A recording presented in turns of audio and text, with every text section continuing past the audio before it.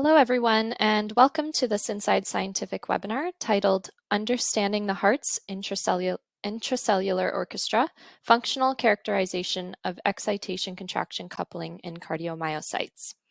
This webinar is sponsored by Ion Optics, so a huge thank you to them for helping to make this event possible. Joining us today, we're fortunate to have Dr. Joe Soughayer, Manager of Business Development at Ion Optics, and Dr. Adam Veteto, Application Scientist at Ion Optics. They'll be providing an in-depth overview of excitation-contraction coupling in cardiomyocytes and the tools to characterize this. And with that, I'd like to bring Joe on. Joe, take it away whenever you're ready. Thank you, Sydney, and thanks to all of you for attending. As part of Inside Scientific's Technology Summit series, this webinar is product-focused. Specifically, the goal of the webinar is for you to walk away with an understanding of what our technology does and how it works. For that, I'm going to start with a brief introduction to our company, and then I'm going to go through a short overview of excitation-contraction coupling, followed by a rundown of some of the tools we use to characterize EC coupling and how they work. After that, my colleague Adam will take over and go through some example applications. That's the good part, because no matter how cool we think our stuff is, the thing that matters most is how it addresses biology. More specifically, how does understanding EC coupling in cardiomyocytes help us understand how the heart functions? My part is to describe the tools and techniques. Adam's part is to show you why the measurements matter. All right, enough of that. I'm going to give you a brief timeline that explains a bit how we got here. All right, so a brief history. Ion Optics began in 1990 when its founder, Doug Tillotson, commercialized a video rate dual excitation light source and imaging system that he built to study intracellular calcium changes utilizing the still nascent fluorescent indicator FURA2. Doug's day job was a neuroscientist with a lab at Boston University, but he is a tinkerer at heart, and building instruments and taking advantage of new techniques and technologies to build novel instruments was what drove him. The company's focus shifted in 1992 when our collaboration with a leading cardiology lab led to the first commercial calcium contractility measurement system. Contractility measurements were handled by a hardware-based analog edge detector to capture changes in cell length. These were clumsy devices, and the systems were difficult to operate as a result. Then in 1995, after incorporating a frame grabber board to digitize analog video signal, the first software-based calcium contractility system was born. In addition to making the system much simpler to use, digitizing the video allowed for other advancements, the most significant of which allowed for higher capture rates of 240 Hertz, which was needed to better resolve myocyte shortening. In 1998, we developed a real-time video-based sarcomere length contractility algorithm, providing an easier to use and oftentimes more meaningful alternative to cell length algorithms. Focus shifted throughout much of the 2000s towards building out systems to be more turnkey, like adding a simple field stimulator, as well as incorporating new digital cameras into systems that would allow for even faster data collection. Over the last decade, through our sister company, Cytocipher, we've turned our attention to higher throughput systems, as well as expanding beyond our tried and true adult cardiomyocytes to more amorphous myocytes like stem cell-derived cardiomyocytes. So this is how we got to now. Let's talk a bit about what we do and how we do it, and let's start with a brief description of the underlying science that we're investigating. This schematic highlights a few of the molecular players central to excitation-contraction coupling. This is unlikely to be new news to anyone here, and we're not going to go into every detail of EC coupling, but let's take a step back and review it, as we'll be calling back to this later in the webinar. Let's go over the principal steps of excitation, contraction, and importantly, relaxation, which, despite not receiving top billing in the name EC coupling, is a very important part of the process. So initially, pacemaker cells in the SA node generate the electrical signals that initiate depolarization of the atria, passes to the AV node, and onwards to the ventricles. This depolarization is the electrical excitation that initiates excitation-contraction coupling. At a single cell level, excitation and depolarization of the cardiomyocyte membrane opens L-type calcium channels, which are in high concentration in the dyad, where sarcolemma invaginations, known as T-tubules, bring L-type calcium channels in proximity to the sarcoplasmic reticulum, the intracellular calcium store. This small, rapid influx of calcium through L-type calcium channels binds to the ryanodine receptors on the SR, opening them and releasing calcium from the SR, a process called calcium-induced calcium release. Once calcium is released from the SR, it floods the cytosol and binds to calcium effectors, which brings us to contraction. So the sarcomere is the contractile unit of the cell, and it contains the molecular machinery responsible for generating force. The central sarcomeric proteins are actin and myosin, which are arranged into thin and thick filaments. Thin filaments are comprised of actin, as well as the regulatory proteins tropomyosin and troponin, while thick filaments contain myosin. The repeating pattern that results from the thick and thin filaments give the cardiomyocyte its banded or striated appearance. Wherever myosin is, that's the dark A band. Wherever it isn't, that's the lighter I band. As a result, the A and I bands, as an aside, the A and I bands refer to anisotropic and isotropic and are named as such for their optical properties when viewed under polarized light microscopy.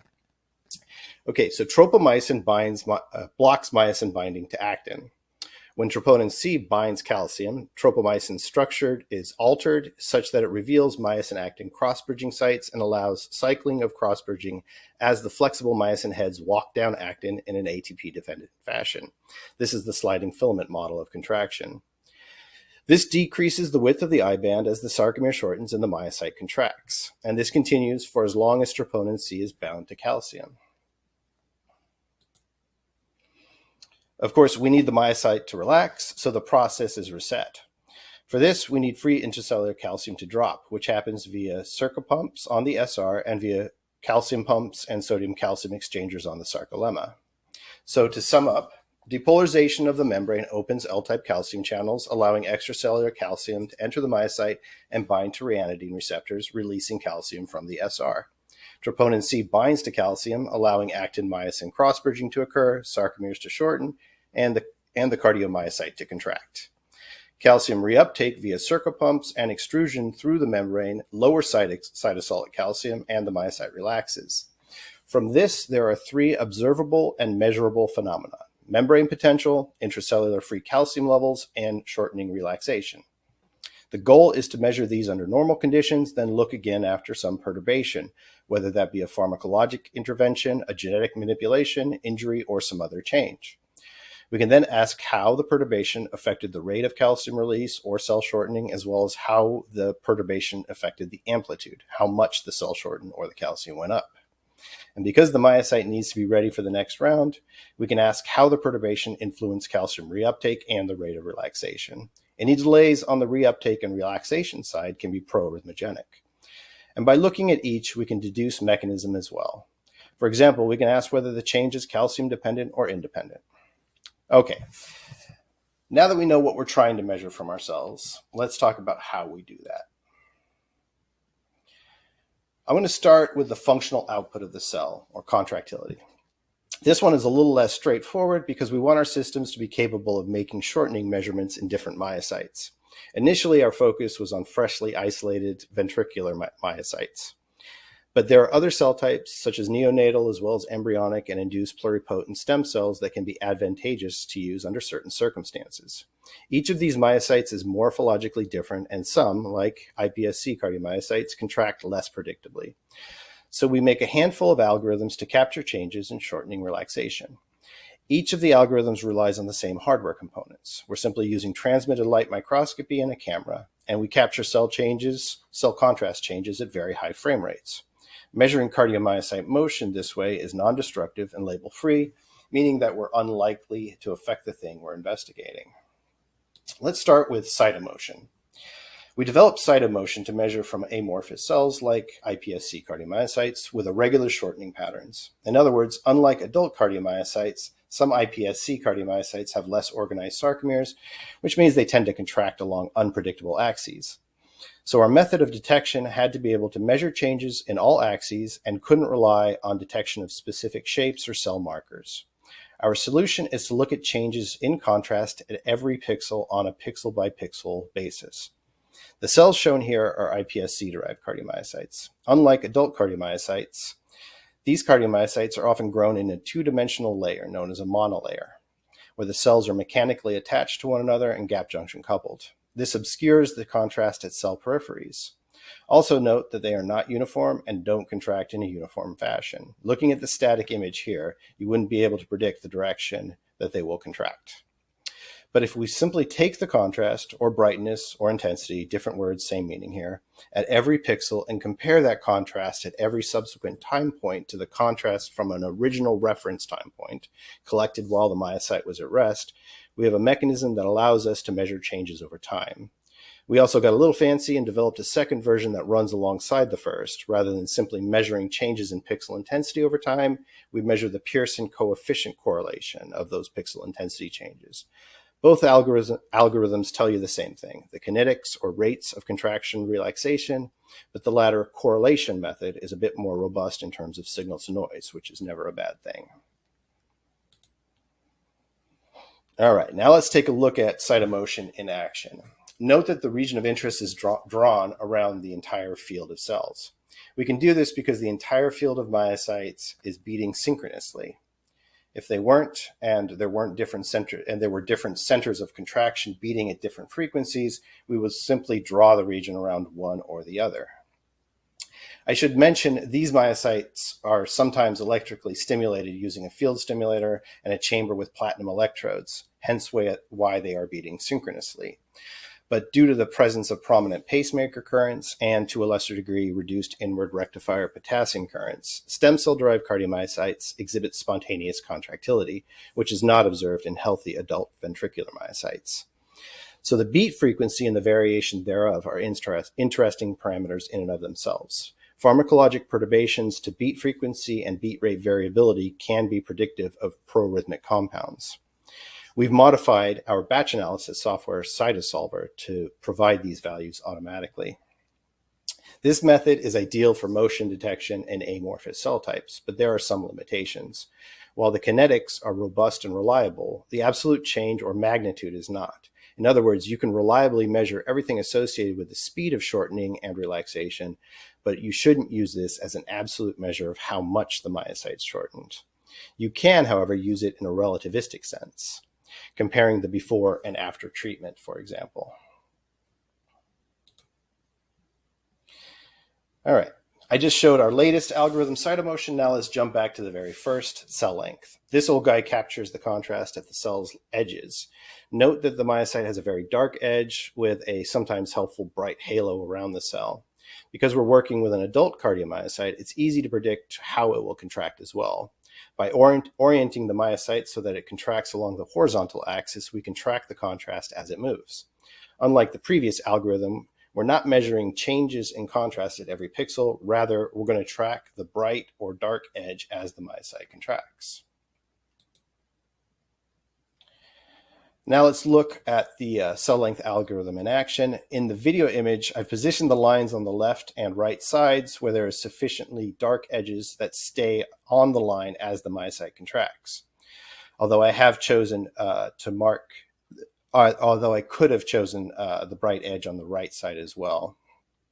Both provide sufficient contrast. In the contrast trace below it, I've positioned the threshold so that the software can easily find the cell's edge and follow it during contraction. This requires that we've oriented the myocyte appropriately. So this algorithm is fairly easy to understand, but it's pretty finicky to use because it looks at a single line of resolution as the cell contracts, and any significant changes to the cell's position or orientation will foul the measurement. That said, it has one significant advantage over cytomotion. It gives an absolute measurement. The y-axis is simply the cell's length.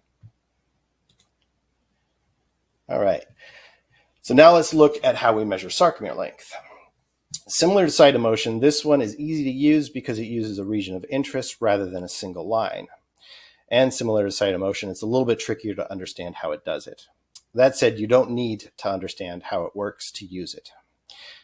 Similar to cell length algorithm and unlike cytomotion, sarcomere length gives you an absolute measure. So it can be used to measure changes in the shortening amplitude or how much the cell shortens. All right, here's how it works. The sarcomere's dark A bands and light I bands give a repeating pattern that we can utilize by running a fast Fourier transform to determine the spatial frequency at every time point. As the myocyte contracts and the A bands get closer together, the frequency goes up. And as the myocyte relaxes and the A bands move further apart, the frequency goes down. Spatial frequency is simply the cycles per unit of distance, which in our case is microns. So we can take the inverse of the spatial frequency to get the distance from A band to A band, or the sarcomere's length. Again, let's take a look at it in action using a cardiomyocyte that is mechanically loaded. That is, it's been attached at either end via a biocompatible adhesive and is being stretched. In the video image, I positioned the region of interest over the sarcomeres, and like the cell length algorithm, the myocyte is oriented so that it contracts along the horizontal axis, so the sarcomeres are positioned vertically.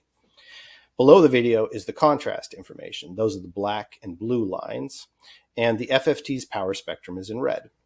The FFT power spectrum is simply a plot of the variance as a function of the frequency, which is just a fancy way of saying that the power spectrum's peak is the answer to the FFT. We track the peak, and that tells us the sarcomere length. There's a bit more going on here, but at the end of the day, you put the ROI over the sarcomeres and collect data. Something that's especially nice about the sarcomere length measurements, every isolated myocyte is a different length, so that cell length is largely irrelevant by itself. Sarcomere length, on the other hand, is much more consistent in unloaded or not stretched myocytes. It provides value by itself because an unusually short sarcomere length could be indicative of poor myocyte health. Isolating myocytes can leave some myocytes with compromised membranes, and if calcium is continually leaking in through a porous membrane, the myocyte's resting sarcomere length will be low.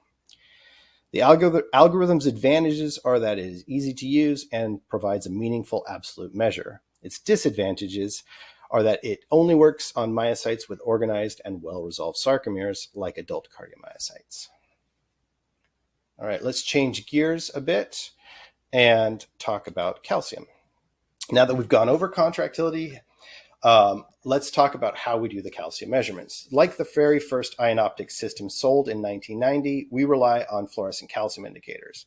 There are many, and each offers pros and cons, but the majority of applications that our instruments are built around are best served by the ratiometric quantitative calcium indicator FURA2. FURA's affinity for calcium is well suited to the calcium concentrations within the cardiomyocyte, and the dye's kinetics are fast enough to resolve calcium release and reuptake. And because it's ratiometric, it will control for changes resulting from things like photobleaching and dye extrusion. FURA doesn't get brighter when bound to calcium. Its excitation maxima shifts from 380 to 340. We sample for 1 millisecond at 340 nanometers, collect at 510 nanometers, and put that data into the numerator of a ratio, and that's shown at the top. Then we switch and sample for 1 millisecond at 380 nanometers, collect again at 510, and put that data into the denominator, which is in the middle. Rinse and repeat. Whenever calcium goes up, the numerator goes up and the denominator goes down. And whenever a change occurs like photobleaching, it affects both, so the spurious change is canceled out and the ratio keeps trucking along. With that said, FURA's calcium binding domain is derived from BAPTA, a calcium chelator. So we're loading the cell with a calcium chelator and then asking questions about downstream calcium-mediated events. That's obviously problematic, but there are some ways around it. Loading less FURA is the simplest, either shorter loading times or lower loading concentrations. And you can use the contractility data to tell you if you're buffering calcium with the dye. As an aside, this is pretty straightforward. The first effect of buffering that you're likely to see is delayed calcium reuptake, resulting in prolonged relaxation. By comparing the relaxation rates in myocytes with and without FURA, you can determine if your loading protocol needs to be adjusted. Some dyes are intensiometric rather than ratiometric, meaning that they simply get brighter or dimmer when bound to calcium. These are not quantitative, but they are often faster and brighter than FURA2, so their excitation emission spectra might be better suited to the application. So we do configure many systems with either those instead of FURA or in addition to FURA, but the majority of our systems are configured to work with FURA. Let's take a look at calcium data acquisition. All of the work that goes into calcium data collection really happens outside of software, so there's not much to explain here. You can see the numerator on the top, the denominator in the middle, and the ratio on the bottom. But while this runs, I'll mention a few things about the hardware. This data was collected using an arc lamp-powered switching light source. We're currently using UV LEDs to excite FURA. These are monochromatic and energetically stable, so their light output is cleaner, which is an advantage over the arc lamps we used to use. And they are electrically shuttered with very fast on-off switching and no mechanical parts. They're also independently powered, so you can balance the numerator and denominator to provide identical signal strength. Lastly, they last for over 10,000 hours, which is 25 times longer than the 400 hours our arc lamp bulbs would last. On the emission side, we use photomultiplier tubes to collect fluorescence emission. They're fast and sensitive, which is ideal for calcium changes in cardiomyocytes. But they do not spatially discriminate, so we are doing fluorescence photometry and not fluorescence imaging. The advantages are speed, sensitivity, cost, and simplicity. The disadvantage is that you can't measure from distinct regions simultaneously. All right, again, changing gears. Lastly, I want to briefly mention other indicator dyes. In particular, I'd like to show a bit of data collected with the potentiometric dye Fluovolt. I'm mentioning Fluovolt in particular because we've had success with it, and it reports the first event in EC coupling, that is membrane depolarization. Historically, potentiometric dyes like dianeps have been difficult to use in adult cardiomyocytes because of their phototoxicity. Fluovolt is, well, less phototoxic. It's not as easy to use as calcium indicators, but it is an improvement over previous potentiometric dyes. And because it's a fluorescein derivative, it can be used with a common combination of filters that can be used for other fluorescein-based dyes like Fluophore or even GFP-based genetically encoded indicators like GCAMP. And because there are common polychroics available for the combination of fluorescein rhodamine, you could simultaneously measure membrane potential and calcium by combining Fluovolt and ROD2, as shown in the data traces here. We dedicated a whole webinar to this last year, so I won't go into too much detail. But taking a step back, I should mention that our systems combine simultaneous fluorescence and contrast-based measurements. We've tailored the system to calcium and contractility measurements, but that doesn't preclude us from configuring the system to accommodate other dyes like SNARF or BCECF for pH, or endogenous fluorophores like NADH, or genetically encoded indicators like fret-based reporters. All right. So we've discussed what we measure and how we measure it. Before handing off to Adam, I'd like to quickly run through the systems we offer and why. I'm pulling back the curtain a little bit on what we think about before bringing products to market. The first consideration is always functionality. What would be cool to make and what is needed to serve our customers' applications? The next consideration is who is the target market? Systems that are geared for individual academic labs need to be priced differently than those that are targeting pharmaceutical companies. And as is often the case, funding is limited. So we make our systems with modular components so that labs can reuse existing components or buy systems in phases. Perhaps they start by looking at contractility only and add calcium later. Which brings us to Cytomotion Light. So Cytomotion Light is a basic system for contractility data acquisition of spontaneously beating myocytes. It's a camera, laptop, and software. Simple. Mount the camera to your microscope, put your iPSCs on the stage, and record data. That's it. We can also add analysis software so that we can analyze beat rate, time to peak, transient duration as well. And if you want to measure from stimulated cardiomyocytes, then we add an interface, stimulator, and a stimulation perfusion chamber for our contractility-only system. If you also want to measure fluorescence, we'll add LEDs, some optical filters, a beam splitter on the emission side, as well as a photomultiplier tube. And if your data throughput is too low, we'll put a motorized stage on the microscope and dedicated software to mark and find cells. And lastly, if you want all the bells and whistles, you can opt for our high-speed temperature-controlled microscope for even faster data collection. All right, before handing off to Adam, let's quickly summarize the last 20 minutes. EC coupling is the process by which cardiomyocytes translate electrical signals into mechanical action through a tightly orchestrated and regulated pathway involving calcium ions and calcium effectors like troponin C. We characterize calcium and contractility using various purpose-built software algorithms like cytomotion and sarcomere length, as well as fast, sensitive hardware components. Our systems can be configured using these components to provide the right solution based on both cost and functionality. Let's move on to Adam's presentation. Hi, Adam. Welcome. Hello, Sydney. Thank you. And a big thank you to you guys and the whole Inside Scientific team. Also, thanks to Joe for setting the stage for kind of pivoting into more of an applications discussion. So, after hearing about the technical aspects of ion optics, instrumentation, and acquisition modules, we're going to pivot just a little bit here to some real world applications using these tools. I have three applications in mind that I want to specifically highlight. The first application is the investigation and functional phenotyping of novel animal models of disease and cardiac function. The second is characterization of novel drugs and therapeutic agents designed to address specific pathologies. And the last is in assaying cultured cell models for maturation, viability, and similarity to primary tissue. As an aside, I think Joe's going to monitor the Q&A chat for relevant questions that might aid in this discussion, which I'm happy to address in real time. So feel free to ask away at any time. With that, let's move on to the first application that we'll talk about, and that is the investigation of novel animal models. And so for this, we use intracellular calcium and contractility modules, as Joe talked about previously, to functionally characterize in this particular instance, a novel porcine model of heart failure with preserved ejection fraction, or HFpEF, with metabolic involvement. As many of you are no doubt familiar, HFpEF manifests as primarily diastolic dysfunction, and so that heart failure results more from an inability to fill the ventricles sufficiently to oxygenate tissue. And this contrasts with heart failure with reduced ejection fraction, which primarily manifests as systolic dysfunction.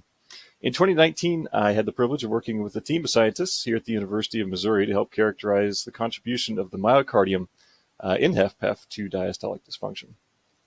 So just very briefly to describe the model, female ossibos swine were of 9 to 12 months, I believe, were subjected to Western diet aortic banding chronically for about 4 months to mimic HFpEF with metabolic involvement. After running a suite of other in vivo physiologic assays, we then sacked the pigs and took a section of the left ventricular free wall called a wedge section that included the LAD, and were able to enzymatically isolate left ventricular myocytes from that wedge. They were then adapted to physiologic calcium levels, 1.8 millimolar calcium, and they were paced under our standard throughput calcium contractility system, while we simultaneously looked at intracellular calcium via FURA2 and sarcomere length. So the little beating cell you're seeing at the bottom there, not to mislead you, is actually a mouse cardiomyocyte that's being paced at 1 hertz. I wanted to have something to show the model that we were using, but this is about as close as I could get. I didn't have video of the porcine tissue. And we were pacing at 0.5 hertz, given the fact that the myosin heavy chain composition is primarily beta in these larger animals. They go a little bit slower, and so we were able to get more consistent results at 0.5 hertz. You can see here in both A and B. So in A, we have the control swine cardiomyocytes. In B, we have the Western diet aortic banded cardiomyocytes, and I'll refer to that henceforth as WDAB. On the top, we have the ratiometric calcium trace, and on the bottom, we have the sarcomere length trace in microns. Again, this is all in real time, and if you look closely at these traces, what you'll notice is that it actually appeared under baseline conditions of 0.5 hertz pacing. The Western diet aortic banded cardiomyocytes were actually a little bit amped up. And so we hypothesized that there was sort of a baseline activation of the sympathetic system that was phosphorylating a number of these excitation-contraction coupling protein targets before ever they were exposed to any kind of sympathetic activator exogenously.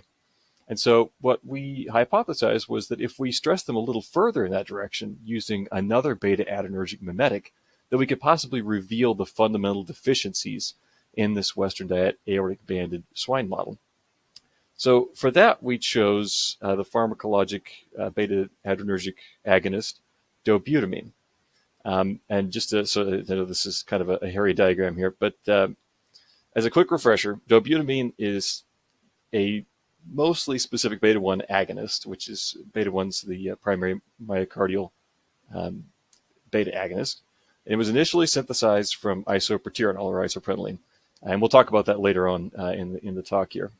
Occupation of the beta adrenergic receptor by dobutamine activates a GTP binding protein, and this is kind of a lengthy cascade of secondary messenger systems that we don't have to get too far in the weeds on, but just for completeness sake, I'll kind of describe it. Essentially, this G-alpha-S subunit dissociates and activates adenylyl cyclase, which produces cyclic AMP, and the increase in cyclic AMP then causes dissociation of the regulatory and catalytic subunits of the cyclic AMP-dependent protein kinase known as protein kinase A or PKA, which you're probably a little bit more familiar with. And all of this is encapsulated in step 2 of the diagram that I've shown here. PKA, in turn, phosphorylates a number of downstream effectors of excitation-contraction coupling. Initially, phosphorylation of the L-type calcium channel and ryanodine receptor are going to increase inotropy. And in so doing, there actually will be chronotropic effects as well, as we'll see with many of the beta adrenergic mimetics. And this leads to additional calcium-induced calcium release at the junctional SR. PKA also phosphorylates troponin I, and that's going to decrease the affinity for calcium binding, increase the rate of calcium release from the myofilaments. Because of the increase in cytosolic calcium, however, that's mostly overridden, and so you do get an increase in contractility or inotropy. Finally, PKA phosphorylation of phospholamban, which is the negative regulator of the sarcoplasmic endoplasmic reticulum calcium ATP-ase, or SERCA, that Joe talked about earlier, increases intracellular calcium resequestration back into the sarcoplasmic reticulum. And this increases the lusotropic or relaxation components of the cardiomyocyte. Note that due to increasing calcium transient amplitude from L-type calcium channel activation and ryanodine receptor sensitization, as well as increased SR loading due to SERCA, dobutamine and these other beta agonists are, as previously mentioned, positive chronotropes. So that's going to increase contraction frequency. The mechanisms of that are beyond the scope of this discussion. I'm happy to suggest other papers for that. But in the meantime, we should get back to exactly what we were doing with those porcine cardiomyocytes. So when we expose them to, in this case, 1 micromolar dobutamine, we see in the control cells they were able to augment their calcium amplitude and kinetics, as well as the shortening amplitude and kinetics. Likewise, while we did see an increase in the WDAB cardiomyocytes, we didn't see such as big an increase as we thought we might. And again, this was sort of hypothesized earlier when we suggested that these targets were already phosphorylated and exerting their either inotropic or lusotropic properties under just baseline conditions. On the bottom here, you can see representative images of some of the morphological differences in these control versus Western diet aortic banded isolated cardiomyocytes. So moving to sort of the summary data here, when we're looking at calcium, systolic properties of calcium, we saw that under baseline conditions, 0.5 hertz stimulation, the WDAB cardiomyocytes were actually going faster. They had a faster systolic release, and that was brought to parity with dobutamine. If we looked at the change in the time to peak calcium, what we found was that the functional kinetic reserve, or the ability of these cardiomyocytes to augment function in response to a stressor, was much higher in the controls, and it had been attenuated in the WDAB cardiomyocytes. Likewise, the shortening, we see the same relationship. At 0.5 hertz, the WDAB cardiomyocytes were actually faster with their shortening, but that was brought to parity with dobutamine, and again, there was an attenuation of the functional kinetic reserve of WDAB cardiomyocytes. And when we looked at the kinetics involved, so just a quick discussion of calcium tau values. So tau is simply the single exponential tau decay time constant of a function, basically how long it takes to reach baseline. So in this case, it's a really great metric for looking at the resequestration and extrusion of intracellular calcium back either to the extracellular compartment or the SR. Therefore, tau's units are in time, and a greater tau value equates to a longer recovery or return to baseline. And so with tau, we saw that under baseline conditions, there was no significant difference. However, there was no augmentation of function in the WDAB cardiomyocytes, and the control groups were actually able to augment their diastolic function. This was part of the manifestation of the diastolic dysfunction that we had expected to see in a model of heart failure with preserved ejection fraction. And similarly, when we looked at shortening values for relaxation rate, the rate at which the transient was able to return to baseline, we saw no differences in these two groups, 0.5 hertz. However, once we used perfused dobutamine in these, we saw that while the control group was much faster, the WDAB group was unable to augment function. And so from this, using the Ionoptic standard throughput calcium and contractility acquisition system, myself and other scientists at the University of Missouri were able to characterize this attenuated functional kinetic reserve and attenuated diastolic response of WDAB ossiboswine cardiomyocytes. Because we could quantify aberrations in cardiac contractility and calcium handling, we were able to make much more specific claims about the direct contribution of both of the myocardium to whole organ functional changes owing to HFpEF, as well as in direct calcium mechanism. This represents a powerful investigative tool for elucidating mechanism in disease and in fundamental physiology. So to kind of bridge from the last application in characterizing sort of a novel animal model of disease, we're going to kind of piggyback on that and look at the next application, which is in the treatment of heart failure with preserved ejection fraction using a novel therapeutic design to reduce contractility without modulating intracellular calcium by targeting the myosin heads of the thick filament rather than effectors of calcium homeostasis. And I'm actually kind of excited to share this because it's a little bit preliminary, and so I can't go into some of the details, and I'm actually not privy to some of the specific mechanism that's involved here, but the mechanism itself is fundamentally pretty simple. Essentially, this novel myosin 2 ATP-ase inhibitor inhibits the ATP-ase activity of the myosin heads and prevents contraction. And so what we found was when we were using, again, isolated cardiomyocytes from both male and female ossiboswine, this was a mixed sex study. What we found was in the time controls, we perfused just the control solution and then a zero concentration value in the same control solution, essentially being a time control. We saw no changes in either calcium amplitude here on top or in the shortening amplitude shown on bottom. Just for ease of reference, every time I talk about calcium, I'll have it on top. Shortening, I'll have on bottom.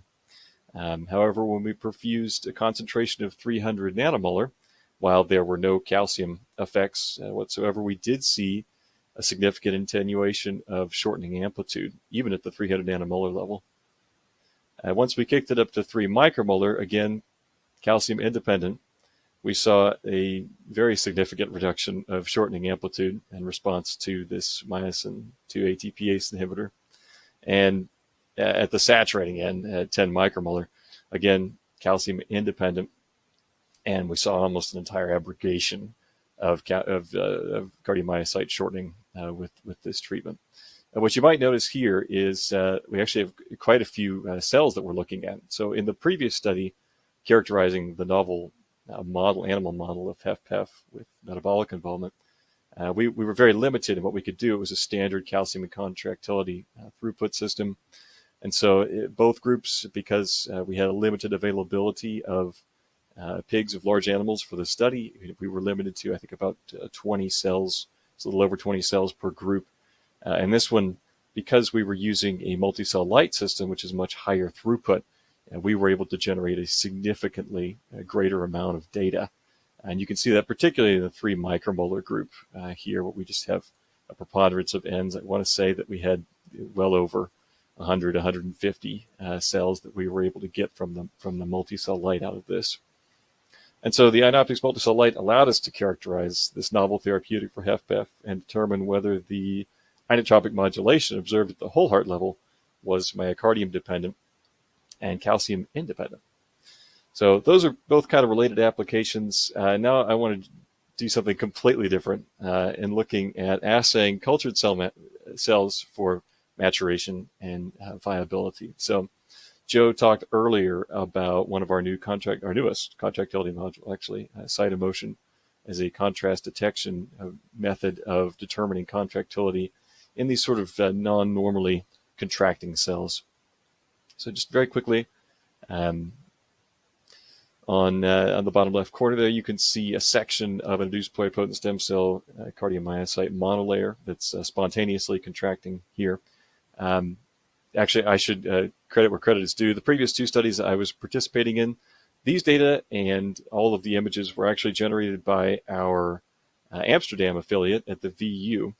And so Dr. Emmy Manders and Dr. Patrick Schoenleitner generated all and cultured all of these cells themselves and were able to provide this data for us. And so a big thanks to them out in Amsterdam for this data.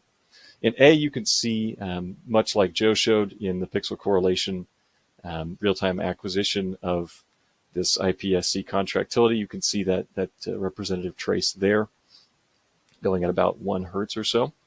Go ahead and move on to this next figure here. Essentially, what we wanted to do, this is a very simple kind of study. What we wanted to do was quantify how different culture media influence the maturation and viability of these cultured cell models.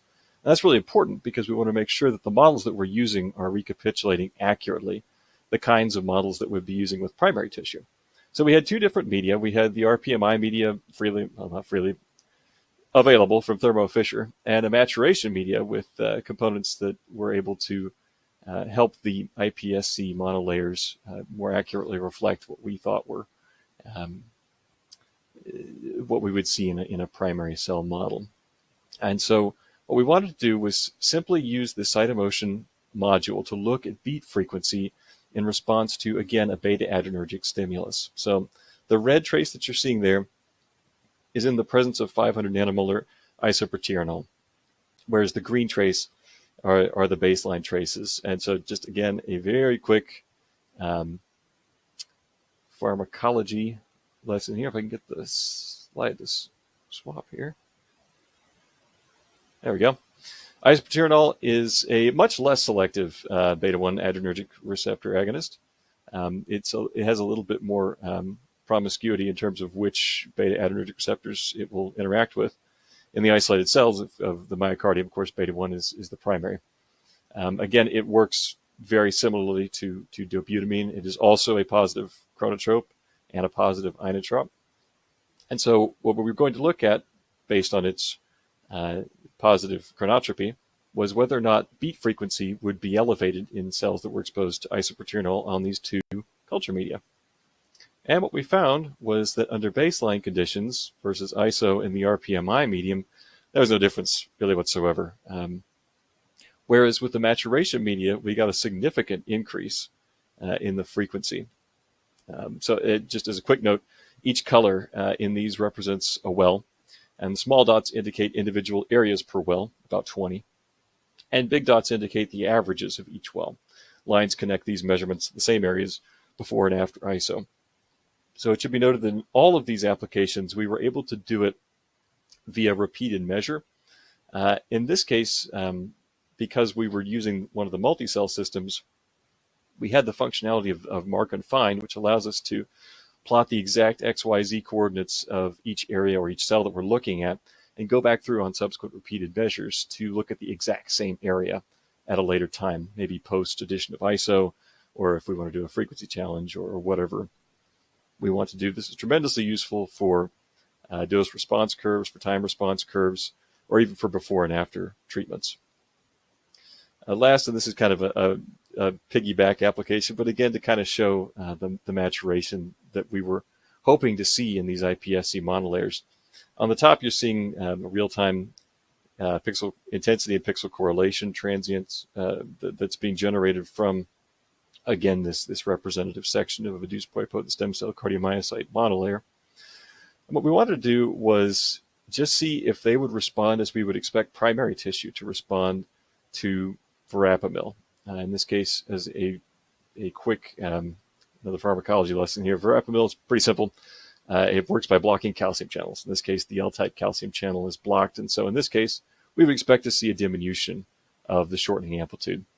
And if we look at the baseline in A, we see the biggest shortening amplitude. If we look at 30 nanomolar verapamil, we have an attenuation of that, and then a very significant attenuation with 100 nanomolar verapamil. And we see the quantifications of those changes in shortening amplitude shown in B under baseline 30 nanomolar and 100 nanomolar conditions. Likewise, with the relaxation or diastolic parameters, while we didn't see any changes at 30 nanomolar, we did see a decrement in the time to relaxation of 50% with exposure to 100 nanomolar of verapamil. And so, having touched on all three applications using Ionostics instrumentation and acquisition modules, I want to say a big thank you on behalf of all of us here at Ionostics and everybody at Inside Scientific. Thank you for the opportunity. We appreciate your attendance, and I'm looking forward to a fun Q&A session. That was excellent. Thank you so much, Adam. With that, I'm going to bring Joe and Adam back on. Hi, guys. Welcome back. Okay, let's dive right into our question and answers. So the first one here, you mentioned that cytomotion could be used for amorphous cell types. Can you expand on that? And do you have any other examples of cells whose contractility could be measured? I'll take that one, I guess. So when I say amorphous, really any motile cell, any cell that moves can be measured with this algorithm. It isn't specific to any cell type. In fact, you could even measure it with adult cardiomyocytes, which we have. I wouldn't use it for adult cardiomyocytes because, again, it's not an absolute measure, and I think sarcomere length is better for those applications. But we have tried it with things like H9C2 cells, the C2, C12s. So there are other cell types that we've kind of dabbled with. Again, if there's any cell type that moves and has even the smallest bit of contrast, the algorithm works. As a follow-up, actually, to that, I sometimes use it as a fail-safe on my primary tissue. So I'm hitting it with like a saturating dose of, say, ISO or Dobutamine. Folks that have used that know that it makes the cells go nuts. And so if I've got an alternate way to track the kinetics that's going to be foolproof, I often use both at the same time. That's kind of the beauty of these systems, is they can, not only can you combine certain modules together from a hardware perspective, you do it from a software perspective too. I can use cytomotion at the same time I'm using sarcomere length, and I can even throw in edge detection if I want. Awesome. Thank you guys both. Next question here. In terms of Fura2 dependent calcium buffering, what are the recommended concentrations and load times to minimize myocyte contractility diminution? So typically we recommend as little as you can get away with. And again, using the contractility as a barometer for how Fura2 has affected or whether it has affected or not. So generally speaking, we use 1 micromolar at room temperature for 10 to 15 minutes in adult cardiomyocytes. That's that's sort of the starting point. Perfect. Thank you. Okay, Jeffrey here asks, what starts relaxation and role, if any, of funny current? So relaxation is initiated by calcium reuptake. So you actually, at the moment you start depolarization, there's a cascade that slower than calcium release, but that actually activates circa. So there's this coincident thing that's happening where you get the initial calcium release, but you're also getting delayed calcium reuptake. Awesome. Perfect. Okay. I can't really speak to the funny current thing. I'm not sure about that. No problem. It should be noted that that's mostly in for example, SA nodal cells, where you get spontaneous depolarization that's driving the rhythmogenicity of the heart. For all of the applications that we talked about here, these were all done in ventricular cardiomyocytes, and so the funny current it's not going to be present in these cells, or at least not to the same degree that it would be in SA nodal atrial cells. Thank you for clarifying that. Okay, Dong Wu here asks, is there any possibility that the dyes like Fura influences the sarcomere length contractility? Absolutely. And that's kind of why we were reiterating so again, it's BAPTA. Fura2 is BAPTA, and it's got a bunch of furans, the fluorophores on it. So anytime you throw in a chelator, you're likely to affect anything downstream. So the trick here is just to make sure that you're not, and that's easy to do because you're simultaneously running a measurement of the downstream effectors as well by looking at contractility. So you can easily assess whether or not your calcium loading protocol is loading too much fura into the cell. Perfect. Yeah, that's really helpful. Okay, Jaime asks, is it possible to use the calcium and contractility system in heart slices? Yes. So the contractility side of things is kind of a stand-in for force development. It's a derivative of that. In heart slices, you can actually measure force development directly, but you can also, if your slices are on the order of about 200 microns thick, you can see sarcomeres. It's a little bit harder to do, but you can still do it. So you could do actually direct force measurements, and you could actually look at sarcomeres as well. We're actually developing a system that's based on our small intact muscle chamber that allows you to mount tissue slices. And we've actually had success measuring both force and calcium and sarcomere length as well. Great. That's an exciting development. Okay, we have another question. I think we have time for a couple more. Alexandra asks, in the myosin 2 ATP-ase inhibitor dose response, why do you have different numbers of cells in different doses? And I think that's for you, Adam. Right. So the way that we designed the study was, instead of doing like a typical dose response where you might start with control perfusion and then do ramping up doses, I instead decided to organize the study so that I did a control and then one dose. Next experiment would be control, a different dose. So that way there was no confounding effects with the dosages as we were increasing them. No hysteresis. Great. Okay. Let's see. Jaime asks another question here. It's a little bit long, so I'll read it out.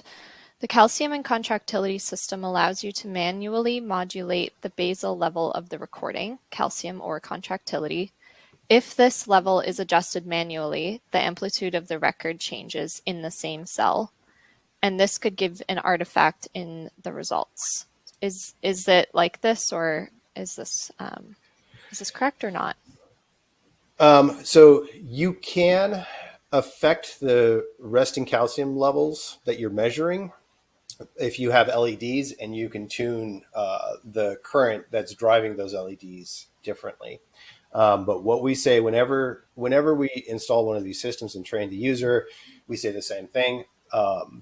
Determine what power level you need for each individual LED and then lock them in place. From that point forward, you should not be adjusting them because it will affect your resting calcium ratio, which would be artifactual. If you start to mess around, you can lower the resting or diastolic calcium levels that you're measuring from.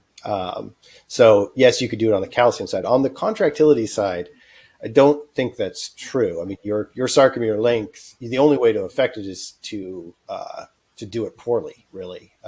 If you move, for example, the sarcomere length region of interest from one region of the cell to another, should be consistent.